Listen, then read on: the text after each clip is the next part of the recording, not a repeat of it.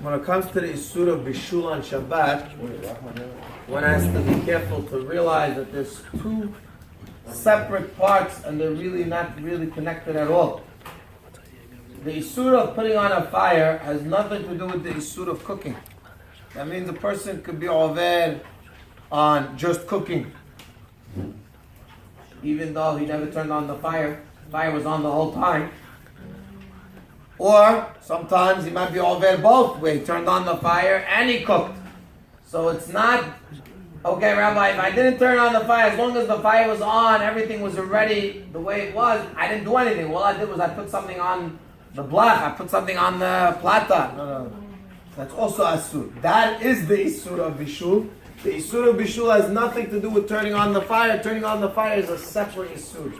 Now what most people make a mistake when it comes to this is they don't realize that even if the item is edible, the way it is, 100%, there's nothing wrong with it, and you put it on to now cook it, to make it softer, or just to actually bake it, even if you don't make it any better than it was, it is asur.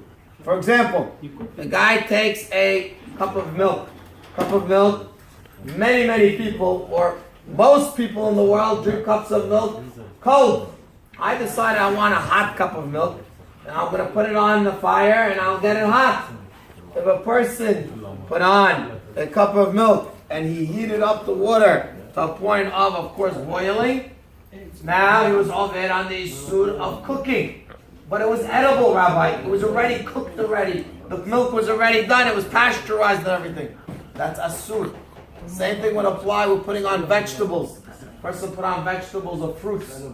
Vegetables are edible the way they are. They even taste better for most people, they'll say. If I take peppers and I eat them raw, that's the best way.